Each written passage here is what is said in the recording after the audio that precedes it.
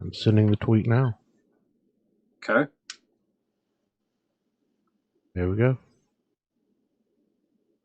Here we Ayrton has one job, and they just fall down on it immediately. Huh? You give Ayrton one job, he falls down on it immediately. What? I started when you said the tweet was live. Can I go? Can I? Yeah, play, go. Can I play the thing? Yeah, you okay. play the music. Do your thing. All right.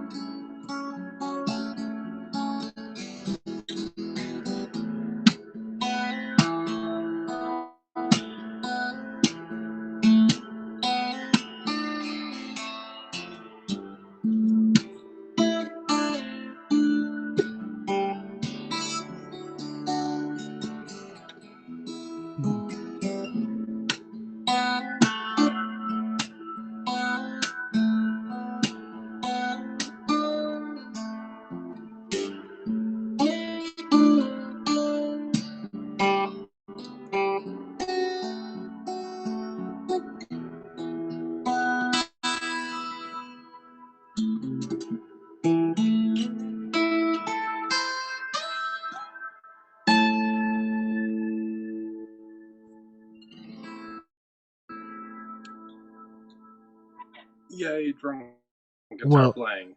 Hello. I was trying to, if you'll let me finish.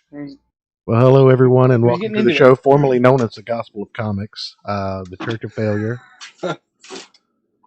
where we are here to do a review on Invincible and some Tinder shenanigans with the trusty co-host Ayrton McCartney, and as always, joined by the intern RuneKnight. How are you boys doing? I'm back to intern. I thought I was third co-host around here. No, you're back. When did I get downgraded? I mean, God damn it! You never got upgraded. It just, I've been lied to. Anyway, I thought that was a promotion. I didn't realize that was a side gig. Yeah, I've been. Yeah, it's just I more. I didn't move up in the organization. I moved left. You put me in HR. Basically, you're Toby. Shit, I totally forgot to send the cigar order through. What? All right. What are you talking about? You're throwing everything. You're fucking this up already. What are you doing? I am fucking this up. I pulled up the internet to pull up YouTube so I could see the chat and shit, and it was like, oh shit, I still had an order to send through from 7 hours ago. Sorry.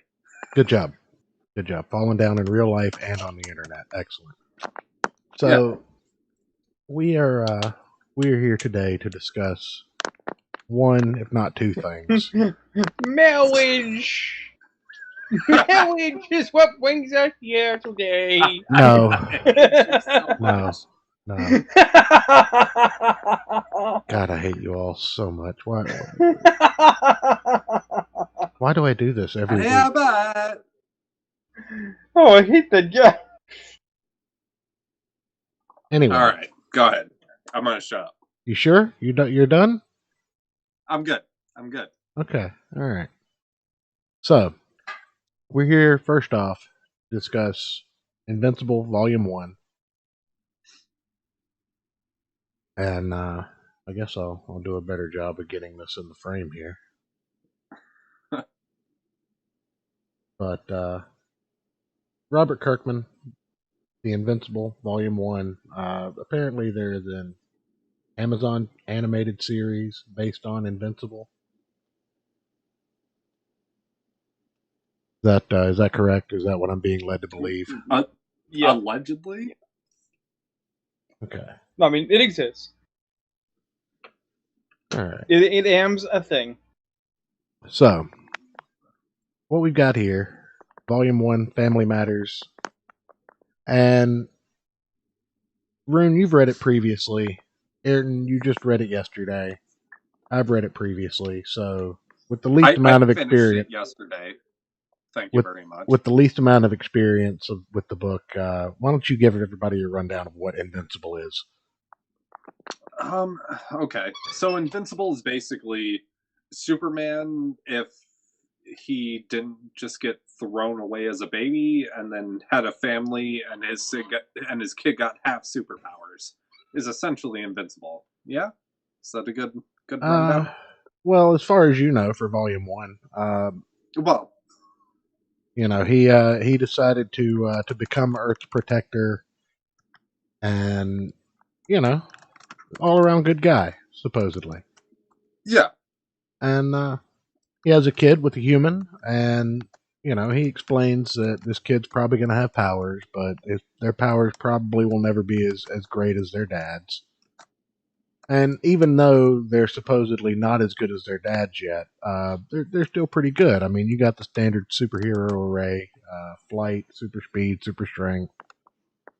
I haven't seen any eye beams or hand beams yet in Volume 1. So, Yeah. That's a good point. But it's an interesting family dynamic, right? yeah. An alien superpowered dad, human mom, and a half a kid. Yeah. That bit was kind of cool. It reminds me of Dragon Ball Z, Gohan. Yeah, I mean, this is a very similar story to Dragon Ball Z when you think about it. that's I hadn't thought about. That's a good point. So what you're saying is that the first volume is literally, why didn't you die? Basically, they're charging up a spirit bomb throughout the last 5 issues of the first volume. For people that remember when Team 4-Star was funny. But no, Invincible is, to me, it's a really fun comic book. It doesn't deconstruct the superhero, at least not in the first volume. It doesn't give you that dark, gritty feel that all comics seem to do these days. And it just was a lot of fun. Well, I think people misunderstand what deconstruction is, and they also don't differentiate between decompression and deconstruction. Okay. Because if there is a deconstruction going on in Invincible, it does it by embracing what's in Superman, not in trying to, Rian Johnson subvert it. And that's an important thing, because when people try to do take that's about Superman, like that Super Gods comic or Homelander, and it just comes off as really ham-fisted and stupid, it's because they didn't make a Superman. They made a super asshole in a Superman skin. Invincible is actually a Superman. Like their basic premise is being decent human beings or fully formed human beings, and then layering on the things that are like, but what it would be if he actually had powers? Well, I'll kind of disagree with you to a certain degree. Irredeemable, the Mark Waid book, um, is basically the story of a character called Plutonian, who is essentially Superman of this universe. And the Plutonian, like Superman, has super hearing. You know, he can hear everything for miles and miles away, no matter where he is. So occasionally, he goes to the moon for 10 minutes. You know, just 10 minutes of downtime, a cigarette break, if you will. And in those 10 minutes, the world went to shit, and it broke him. So there are situations where I would argue that the idea of asking the question, what happens if the Superman snaps, can be done correctly. And it's much more interesting than what if Superman was an asshole? Well, that's like, I didn't actually mean to infer that the idea of what happens if Superman snaps isn't interesting. I finally sat down some time ago and read Red Sun after years of hearing about it. Okay. And the book is better than the animated feature by a wide margin because it actually gets into the politics of that world and how Superman is affected by the differences of his experiences and is actually a reasonably different person. And you come away feeling like, hey, the world's not such a bad place when the result is still a better world despite its struggles. You know, so you can do it. It's just that so often it is so badly handled. Right. Like, one of the least offensive but also least interesting versions of a Superman knockoff is Apollo from The Authority. Okay. Because they said, okay, what if Superman and Batman were literally gay for each other? And they gave, they made Apollo this sun-powered super character. No, it's not even being prosaic. That's actually the joke. Midnighter is Batman, Apollo is Superman. They're gay. Yeah. It's their thing. Yeah. Right? They got married. It was supposed to be profound. Oh, look, the gay marriage in comics. I didn't care. Nobody did. Nobody ever cared. Could you imagine could you imagine Batman's asshole after being pounded by Superman? I think it's actually the other way around. I think that Midnighter is literally a top, and Apollo is a literal power bottom, and that's the joke. But the thing is that of the two characters, Midnighter had a solo comic. He had a bunch of sides material. People really enjoyed Midnighter for this show. People really enjoyed Midnighter for being an interesting character. Apollo had nothing. He had nothing going on. He was not interesting. He's the most saccharine, boring version of Superman ever. Because being Superman that's it is not enough. I disagree. I think the most boring version of Superman ever is the current iteration of Carol Danvers' Captain Marvel. Yeah, but Carol Danvers isn't even Superman. They try to. They've given her every power under the sun recently to try and make her into him. No. It's Superman in Marvel is what's his name with the power of a million suns? The Sentinel, the Sentry. Yeah. And the Sentry's okay. No, Carol Danvers isn't even a character anymore. Carol Danvers is literally a marionette with a racing stripe. All right. Well, let's get through. Because Carol Danvers is Marvel, Carol Danvers is Thor, and Carol Danvers is now Doc Strange. Let's get through. Let's get through Invincible real quick. Yeah, let's talk about a better comic. So, this comic opens up. You get a little bit of a peek inside the life of, a kid named Mark. He's got an after-school job. He's in high school. He's taking the trash out at work. He takes the trash out at work, and when he goes to throw it in the dumpster, realizes that he now has a super strength.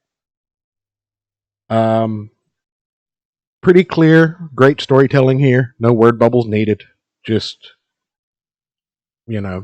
great paneling. I love the progression. It it's great art. This is good comics. So Go I ahead. want to jump in here and real quick and just say, one, the paneling is great. The lettering is fantastic. And Uh-huh. I hate the fact that I can't read a goddamn comic book anymore or watch a movie without paying attention to every little bit of dialogue Uh-huh. and every little placement of a scene because of this goddamn show doing this for 2 years. Yeah. I can't just sit down and watch a movie or read a comic without analyzing every little bit of every scene or panel or frame or whatever the fuck. And I hate Uh-huh. you for it. Yeah, you're welcome. You're a better Okay. person for it. You're more interesting. Here we have another example. Church, don't you lie. Here we have another example of just beautiful linear storytelling. Dinner. You know, dad's late getting to the table, but he whooshes in. Clark Kent style with the mustache. Explains that he had to stop a flood in Egypt. I do like the mustache. Had to stop a flood in Egypt, and just normal everyday shit for this family. The mom just doesn't even flinch. It's just a really interesting way to tell these stories, and it doesn't take itself as seriously as I think a lot of other books do these days. Well, this was released in watched- what, 2004? Oh shit. I'll have to look. I can check it real quick. Go ahead. But I mean, fuck. But- 2004. I was just getting into high school. God damn. God, you're a fucking baby. Uh-huh. Shut up. I'm 39 in 2 days. You're a baby. Shut up. I turned 30 on Tuesday. Fuck you. I'm old. Yeah. Well, when your testicles drop, I'll let you know. This trade was printed in 2005, so The thing and this is the third is, printing. So yeah, I think this was the 2004 release. I watched a in-depth review, an in-depth analysis of a certain film we recently discussed, and in it, the commentator pointed out that throughout the film, in his opinion, the director is trying to tell you how mature and how deep he is by emphasizing mature things. And I'm people really seem gonna have to falsely- watch. I'm really gonna have to watch Gay N-Words from Outer Space the way you're describing it. Probably. But people seem to false equivocate dark, that gothy, creepy thing that I like, with mature. Like, if I throw black on it, it'll become deep. And it's like, no. Mature is maturity. It means approaching your subject matter with wisdom. If you want to sell that Invincible is first and foremost a normal family despite its weirdnesses, then yeah, just having dinner or having breakfast and having like regular dinner conversation like decent human beings is exactly what that looks like. It's not, Superman comes in covered in blood, sits down at the table and is like, sorry, I was fixing a volcano. That's not what that looks like. I will say. Go ahead. So, I didn't love this book, but I didn't hate it either. But the thing I did really like about it was the family dynamic, specifically the mother. Yeah. The mother is so far my favorite character in all of this, just because she's like, oh yeah, your dad's he's off fighting a dragon over in China. He should be home for dinner. If not, more pork chops for us. And just like how blasé she is about it at this point, because the kid Invincible is 18 or 17. Is he 17? Like, or just turns. He's like 16, 17, something like that. Yeah, I think it's at a senior in high school. But yeah, the fact that it's been you know, almost 20 years of her dealing with this shit. She just like, yeah, whatever. He'll be back. He might make it for dinner. And that that blasé like family dynamic, I loved that. If the entire book would have been that instead of like the CW style, like Degrassi, like teen drama shit. Oh, I you think mean I like would when have your liked very it better. Christian father is actually a child molester? That dynamic? Oh, I'm How sorry. dare- I thought you were talking about Seventh Heaven. I said CW / Degrassi. Thank you very much. Don't you dare talk about Father McKinley that way. God, I hate you both so much. So one of my favorite scenes in the You wait. You hate us? yes, And you're about to torment me once we're done with this review in like 10, 15 minutes? yeah, You earned it. yeah. I've been too nice to you lately. Like I have to abuse you somehow. All right, continue. One of my favorite parts from the early section in this trade is his initial like makeshift costume. You said something off air that I wanted to touch on. This has a very Peter Parker-ish feel to it. Just the carefree, wholesome good nature of this character, and I think that's something that I really appreciate about it. Like I'm a fan of the Legion of Superheroes, the old stuff, and it's mainly for that same feeling that you get from like the wholesome, still in high school Peter Parker, early years that eats wheat cakes and feels bad when he hurts people's feelings kind of guy.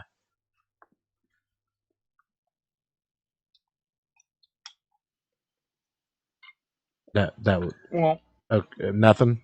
Nothing to say well, about. no, Okay. you speak the truth, sir. Sometimes the small true more important than the big true. No, I mean, I'll interject. I definitely got some like Peter Parker-ish, street level hero sort of vibes from it, but in a more grandiose sort of scale, if that makes sense. Elaborate. So there's the bit, and again, this goes back to kind of the family dynamic that I really liked about the book, where he's showing Invincible like how to fly, kind of how to use his powers. He's like, yeah, let's go on patrol, and they're flying around, and he just darts off and comes back and is like, oh, there's a chemical fire over there. And then darts off and comes back and is like, oh, there was a kitten in a tree, or whatever the fuck. Well, you're getting a little bit ahead. You're getting a little bit ahead because I want to go through the costume bit first. Okay. Like that was what I was referencing to begin with. Is like this, makeshift rubber glove, track pants, goggles costume. Well, that makes me think of Spider-Man when he meets up with the Fantastic Four. Yeah. And needs to borrow a suit and puts a bag over his head. Yeah, puts a paper bag over his head. Yeah. That's a costume on the PS4 game. Is it really? Yeah, you can get that costume. Oh, that's fantastic. No, dude, it's actually it is. It's the Fantastic Four costume. But anytime Peter Parker's been in a scenario where he couldn't get to the spider suit, but he has to like act immediately, he has been the bombastic bagman. I have a comic where the bombastic bagman jumps out of a grocery cart and fights the White Rabbit because she's got a bunch of bad guys doing a bad thing. I do love the bombastic bagman. That's probably my favorite costume. But I will make a interesting assertion here. Invincible at this stage is the anti-Kick-Ass. Yeah. Yeah, like, if you have everything going against you being a superhero, this kid's got everything going for him, including a pedigree. Well, not just that, but like Invincible, as stated, remains wholesome, remains basically a good guy. He's really kind of, wowed. It's like, wow, I have powers. Wow, I can beat up bad guys. Wow, I'm going to be just like my dad, which is cool, right? And he has this positive figure and this supportive infrastructure to help him be a better person, so that he doesn't go to his head. And then you have Kick-Ass. Who does Kick-Ass got? Nobody. right? Oh, Kick-Ass has powers. What is his powers? He doesn't feel pain. Okay. And just on and on, this presumption that what Kick-Ass is somehow doing by exploring the idea that being a teen superhero would suck, which it actually would, Oh yeah. right, is made by just being as grim and unpleasant as possible. Didn't the Teen Titans already prove that teen groups have more baggage than the adult ones most of the time? Yes. But that's one of the We're not going to get into this, Terra and Deathstroke, are we? No. Well, I mean, unless you want to talk about what they're doing to him now. Oh God, no. Did you not see? Your mom I shared calls it. me Deathstroke. It was a... Oh, you don't want to be compared to Deathstroke, Ayrton. No. So, if you didn't see in the suggested show chats, okay? The guy who... The guy... Yeah, the guy who wrote... Talk about that? Well, now we do. It's fucking live now. You done it. DC Comics defines Deathstroke as a pedophilic rapist. Yes. But here's the thing. I want to be very clear, because I actually went and dug up the synopsis for this piece. This is all the work of John Ridley, the guy who did 12 Years a Slave. Which I want to see the film. The book might be very good. I don't know. Right? But basically, by the description here, they got an extremist to write a Elseworlds fan fiction of what the DC universe might mean with different subtext. And they're treating it, people who aren't considering that this is supposed to be a hypothetical, right, are treating it like it's canonical mainstream and saying, oh yeah, in DC, Deathstroke's a pedophile now. Deathstroke's not a pedophile. Deathstroke has never been a pedophile. Deathstroke might be a pedophile in this alt reality, but in the primary reality, I hate to tell people, no, Deathstroke's problem is he's a genius manipulator. He's a fuckface who likes to manipulate people, and he wants to be Batman. And he's not. That's his problem. The reason he keeps trying to get hero children to fight for him is because he wants to build a death family to counter a bat family, because he doesn't have one. There you go. There you go. Doesn't need to put his dick in it. That's the plan. He might want to, though. Yeah, that's the problem. I mean, well, the other issue here is that okay, well, it's the Teen Titans. How teen? What teen? Because media wants to keep pushing teen younger and younger. I'm waiting for the day that the Teen Titans is like 3 12-year-olds and a 9-year-old. Okay. That wouldn't be teen. They have to be at least 13. But they're heroes, man, and you can't judge because age is just a number. Didn't you know? No, we don't believe that on this show. No, I know we don't believe that on this show because we know that the Teen Titans are probably between the range of 17 to 19, and that's the actual point because Batman is 30. Yeah. But anyway, here's the first rendition of that guy. Before we get too far off topic. Okay. Here's the actual first rendition of the costume that was designed with solar panels because this costume designer initially suspected that Omni-Man, the father's powers, came from the sun. That is incorrect. We don't find out the origins of their powers just yet, but I think that comes later on in the series, if I'm not mistaken. Anyway, we do eventually get a name and a costume for our hero, and it's Invincible, and this is the costume. I actually really like the costume design. I do like the costume design. It reminded me a lot of Booster Gold. Well, he's obviously trying to, like Kirkman and the artist, trying to evoke classic old school, pre-pouch era, where you could just be a hero with like a very simple onesie and it was cool. Yeah. Because it's also not tactical. Well, it doesn't have to be because it's black. It's yeah. Well, it doesn't have to be when you're invulnerable. Yeah. And I think that's the message. Is like I don't have to hide in the shadows. That's kind of the idea. Superman doesn't have to hide in the shadows. He doesn't have to be afraid of anything. we That were talking about the quality of the art and like how good the art is. I do want to say that middle panel with the gunman is really flat. it is a lot of the flat background, but that doesn't bother me. This is the end of the Well, no, issue. I mean the idea that the three bad guys are just standing there and one guy has a gun up at like half height. Yeah. It's like could you put a little more dynamism in the scene, whether it be for their fear or for their antagonism, just a little bit. Yeah.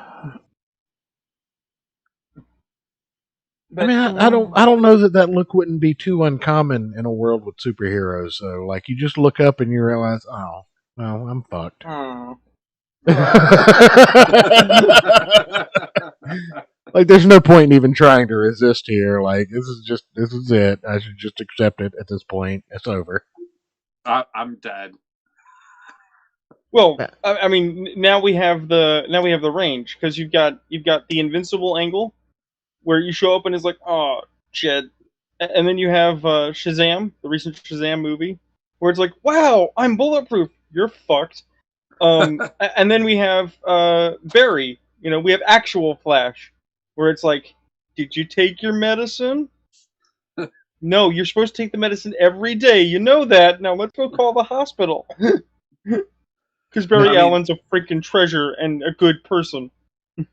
Either way, you're ending up as somebody's prison wife.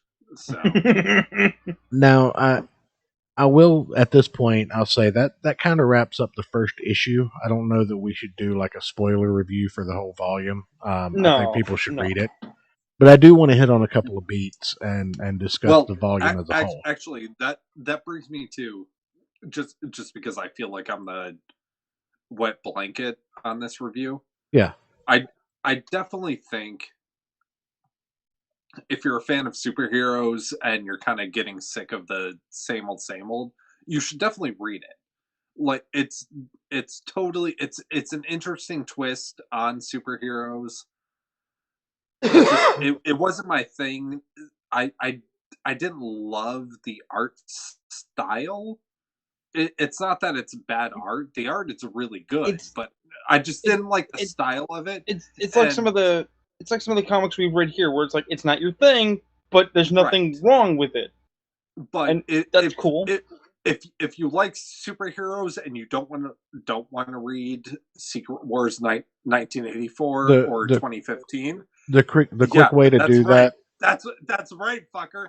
I made a Secret Wars reference. Wait a minute. You mean you don't want to read Alan Moore presents Secret Wars? I hate you.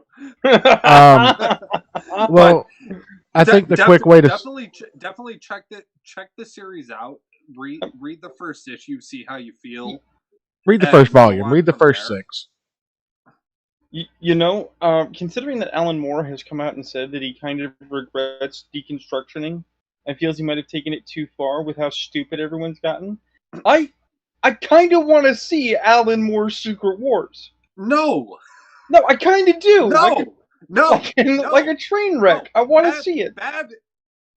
You just want to see Magneto's dong, Doctor Doom's dong. I mean, that's what would happen.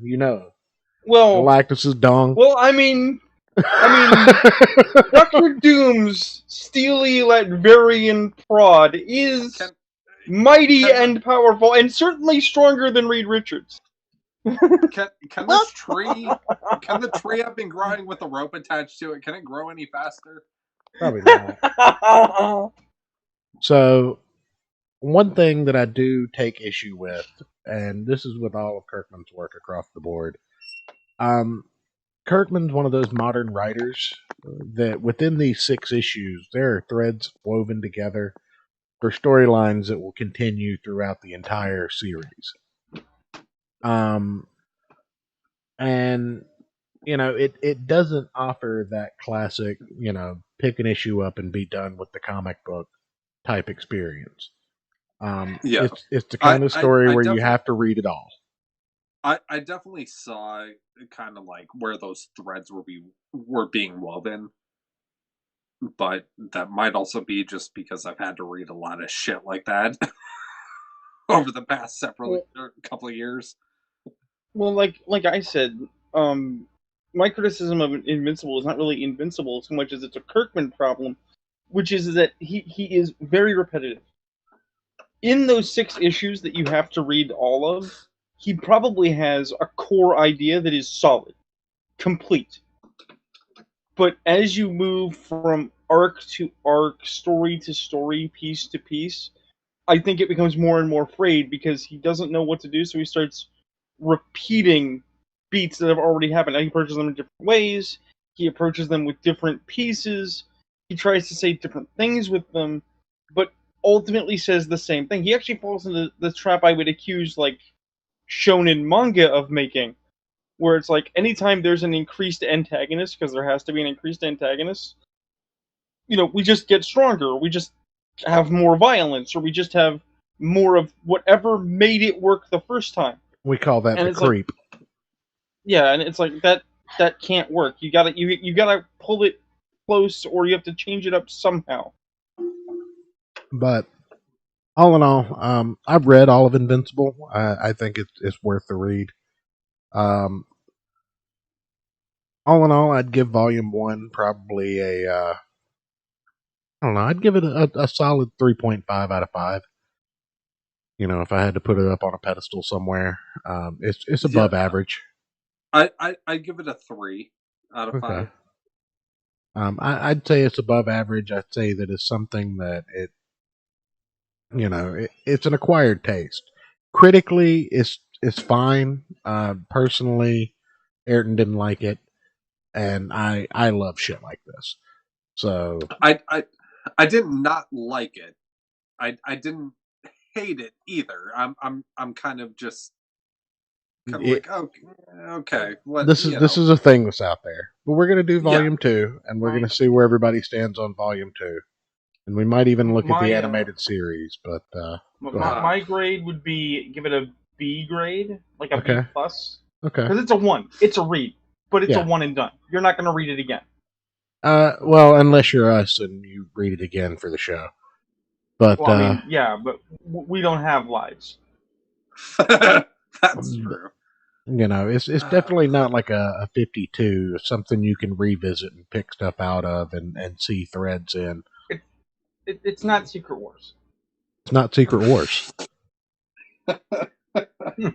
So, Ayrton, I guess you should probably go ahead and pull up your Tinder. Should I? You should. Okay. And we do this because you didn't want to get criticized about Secret Wars more. All right, hold on. You didn't want to talk more about Alan Moore. All right. Okay. So how is this going to get on the stream? How are we doing that? I'm let's see here. Okay, there we go. Can you guys see that?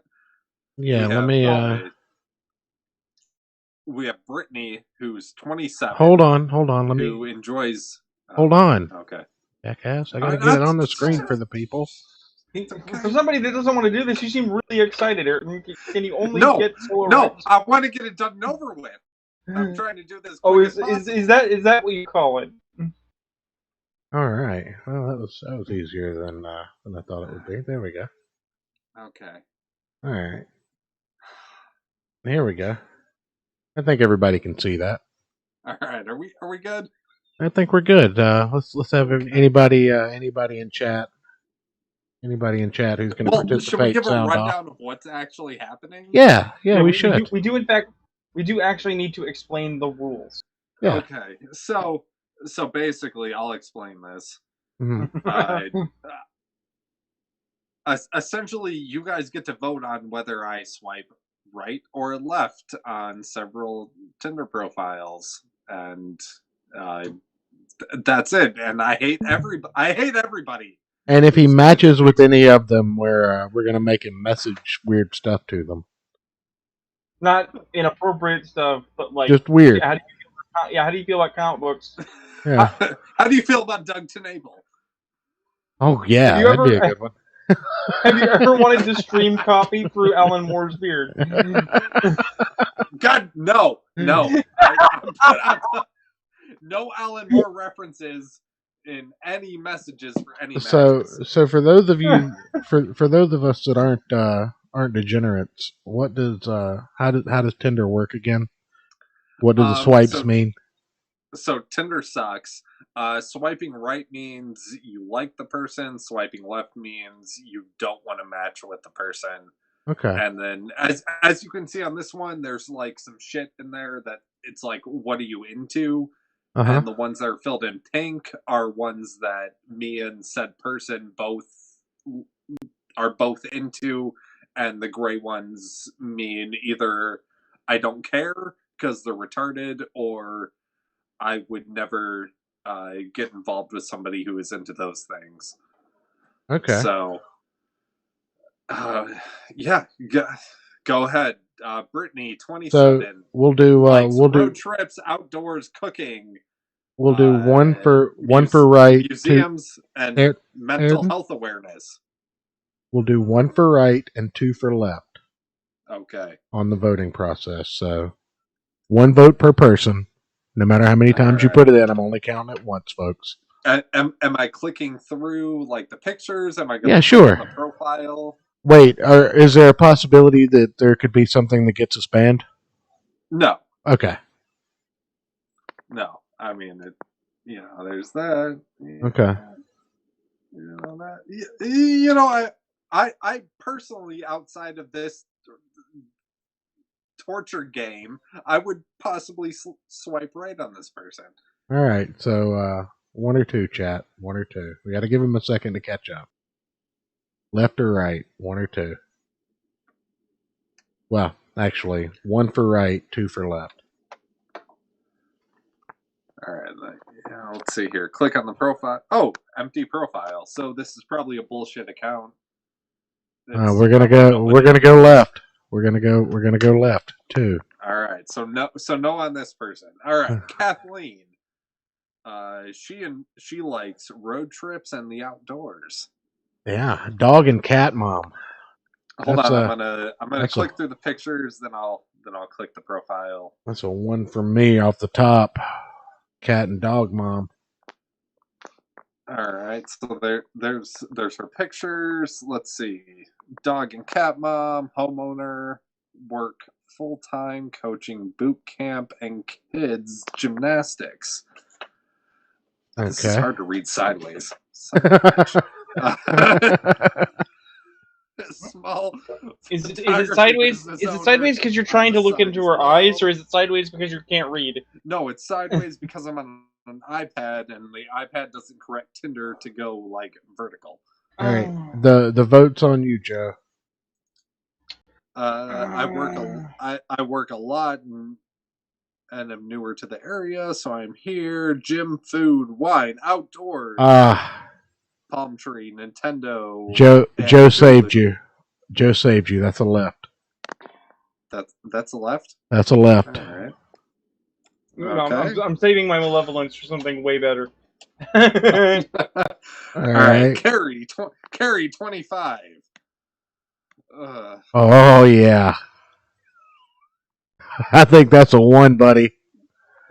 PR and marketing research is her job. She went to Michigan State University. She has a coffee lover and a dog owner. See Quinn. 9 miles away. Lives in Dundee. Dundee isn't 9 miles away, you fuckers. Oh, that's a 1. That's a yes. That's like 60 miles away. That's a yes, Ayrton. All right. Yes. Okay, now before we move on, what do we want Ayrton to ask them? Oh no, that's only if they match.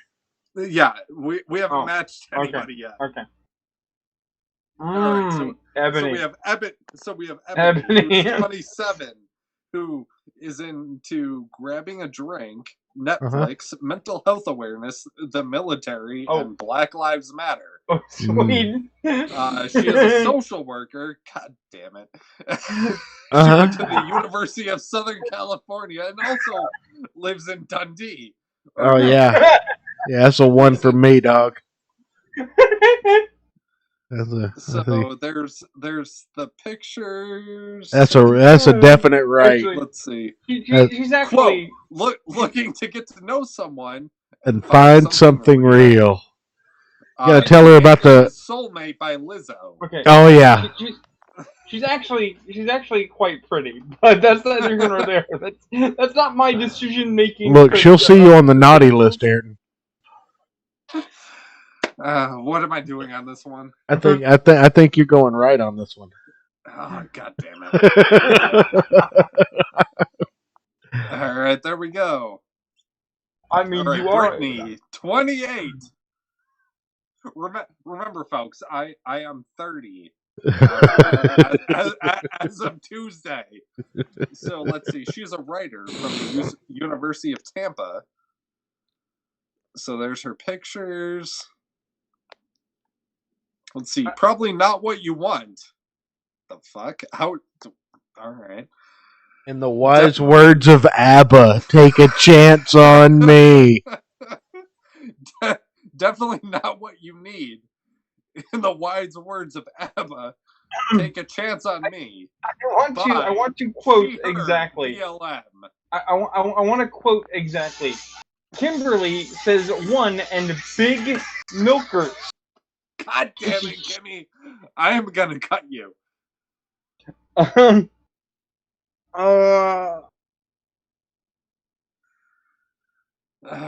up? All right, chat. What am I doing on this one? I'm gonna let Joe decide your fate on this one. Joe says 2, so I'm gonna go with Joe. I'm gonna go with Joe. You can no? No. Wait there for a minute. No? All right. No on this one. Yeah. All right. Oh. Julia, 25. Her Instagram is. I'm not going to read that. Yeah, don't. She's in sales. Went to Central Michigan University and is into. She is a dog lover. She's into karaoke, swimming, travel, and yoga. Mm. What the fuck? Let's hit her pictures. All right. Hey, she's got the. I came back. She's got the Han Solo outfit. Has this young woman ever had a meal? Wait. Where's the Han Solo outfit? Right there. Right there. Yeah. Okay. All right. So what are we doing, chat? I'm trying to figure out. It's like it says she lives in Denver, but she's 23 miles away. Denver's like 2,500 miles away from here. The fuck. I know that you have a opinion about these Zaftig young ladies, Ayrton, but I mean, this woman has incredibly pronounced ribs. I'd be concerned. That's okay. I mean, okay, if we weren't doing this stupid game, I would probably swipe right or for yes on this chick. Go ahead. She looks crazy. She's got crazy eyes. This could be fun. She does have. They all have crazy eyes. This is true. Yeah, fuck off. All right. I mean, so I will give to the group. I gotta be a little nice. So I'm a 1. I'm a 1 all the way on this one. So we have Christy, who's 24 and likes the outdoors. That's it. Just being outdoors. Right, leave her outside at night. Wait, what? Oh yeah, alcoholic. That's perfect. Yeah, I like that. I like that picture. Let's see what her profile says. Her profile says. Wait a minute. Go back one. What? Is she double drinking or is she triple drinking? Quadruple drinking. Thank you very much. That's a chick after my own heart. Oh, that is quadruple drinking. Holy shit! I didn't see the 4th glass.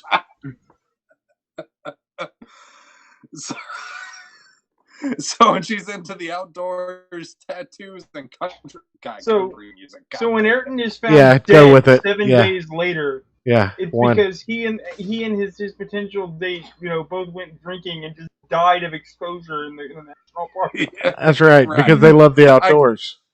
I right. can only be so lucky. All right. So I'm going We're going. yes on this one. Yeah, we're going yes on this one. We're gonna do two more. We're gonna do two more, and we're gonna wrap this up. Ooh, Ooh, a danger hair. all right. Yeah, We'll is do that? Are pictures those? and- Hold on. Are those dream catcher earrings? Yes. Oh Freaking man. Dream, Psychedelic Dreamcatcher earrings. Oh man. this, okay. So, Abo?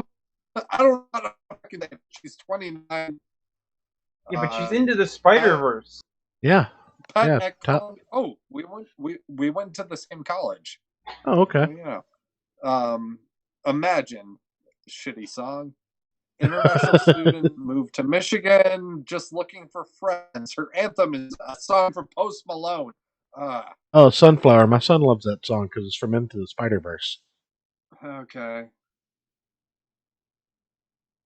Kimberly says All right, one.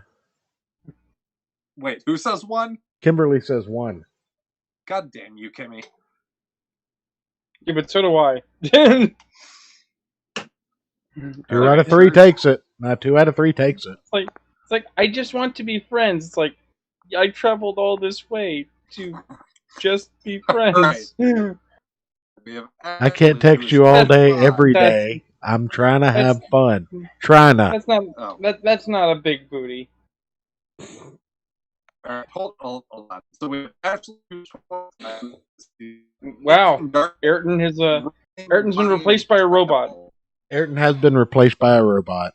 What? You were roboting.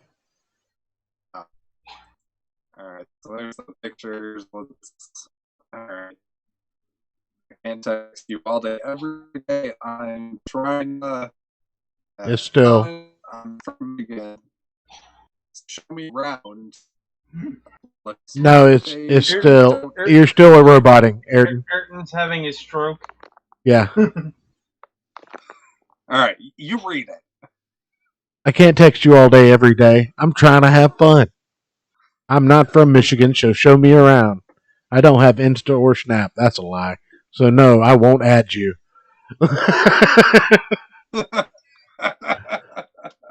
Baking, gardening, running, wine, and travel. The client advocate. Is that a fancy way of saying a lawyer? You show me a 25-year-old woman that's not into wine, and I will show you a liar. All right, we got a 1 from Kimberly. Okay.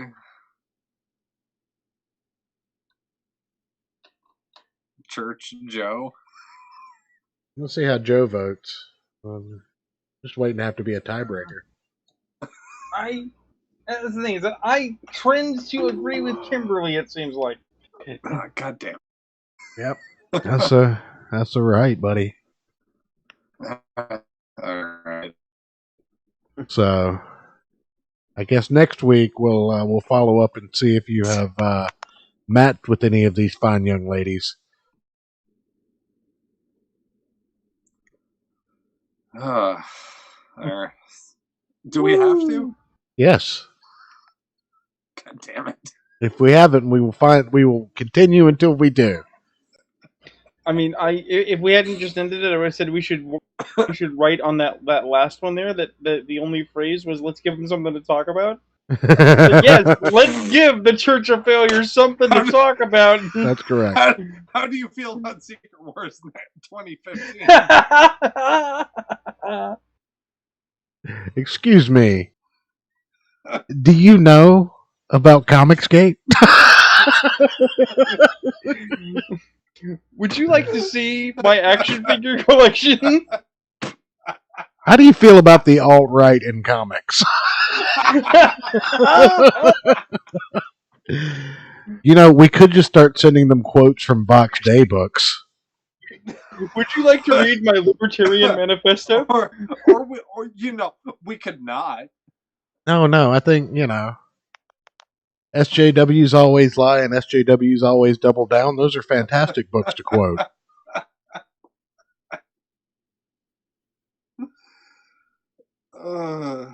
Have Ayrton send them a question that says, "Ask me about my feminist agenda." I hate all of you so much. Tell him Ethan Van Sciver's your spirit animal. No, Cyberfrog's a spirit animal. No, Ethan Van Sciver, the pie monger, is a spirit animal. Well, I mean, if we're really thinking about Ayrton's spirit animal, we can make his spirit animal the Red Rooster, and then it doesn't exist. That's right. That was one of the best Comicsgate April Fool's Day jokes. As somebody said they got Red Rooster. I went on Twitter and just said Marvel and DC had released some bangers this week, and the comics industry was saved. I knew you were fucking with us. I said nothing because it's like, nope. Although, did you hear about the continuing failure of Star Wars? No, please enlighten me. Geode in a maid outfit. What? In the High Republic, the ship navigator that is an intelligent rock, and I do not mean a humanoid rock with arms, legs, and eyes. I mean a square of stone that is intelligent and apparently a ship's navigator, appears in a maid's outfit. Hold on, I gotta go get my gun. I'm about to go boating.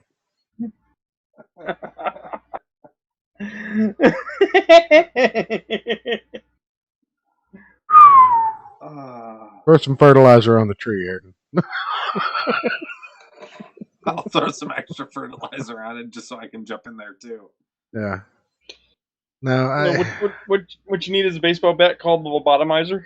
Is there any context that might remotely even make me chuckle as to why The Rock was wearing a maid outfit? No. None. No. Can we end it here? Good night, everybody. Like, does that still work if I just say good night? Do you end the show? No. Damn it. Not when you're trying to use it as an out. I mean, my mom does need a hand to help here in a minute or two. But you can't just get me all mad and end the show. Hey. Is there my mom has Discord. I will get my mom in here. All right? You will have to answer to a 68-year-old old lady. It wouldn't be I know you're a country boy. You have those country ethos. You're going to instantly turn into a polite individual. The second elder one appears. Hold on, Rune. Can we get your mom in here for one of these Tinder match segments? I would have to explain Tinder to my mother. That's okay. Rune, I gotta say, buddy, I think you're severely underestimating my ability to get your mother to dunk on you. No, I am not. I think people are severely underestimating my mother's ability to dunk on everyone. Like, I would be so nice that she would start dunking on you with me if you brought her on to scold me. No, man. I've already had her in Old Man Gaming. She's already dunked on me. I know what this is like. I can handle it. I'm a nerd to it. Well. Besides, I'm her caregiver. I'll oil her up and roll her down the halls and play bowling with her. That's right. Maybe you should use a different verb than oil her up. Nope. Well, I mean, what would you prefer? I use the term grease, Crisco, butter, lather. I schmeared it for you. Come on, Ayrton, pick a verb, any verb. Hold on. Lubricate. Yeah. I'm dialing Sigmund Freud. Let me sultry on what sultry moisture clings like confetti. And that's where we end the show. Well, wait a minute. I got a question. Yeah. I brought this up before. I've asked this out of thing, but Kimberly's present, and I know that they're at least interested. When are we doing the next Gospel of Darkness? I was going to bring that up. I mean, do you want to make a fixed date, or is it still just a whenever you get the wild hair kind of thing? I Let's was look at thinking what's going to on. do one. I'd like to do one a month. Let's look at what's going on Thursday of this week. Let me look at my schedule. Thursday should work for me. Thursday's good for me. Because I got a thing the 7th. Okay. That's the 7th. Right. And, Yeah. and of course, my birthday is the 5th. So. Okay.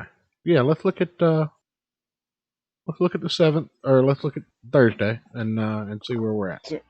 But with that, So Ayrton, if your little friend wants to come by and hang out and watch us be nerdy, there you go. I'll let her know.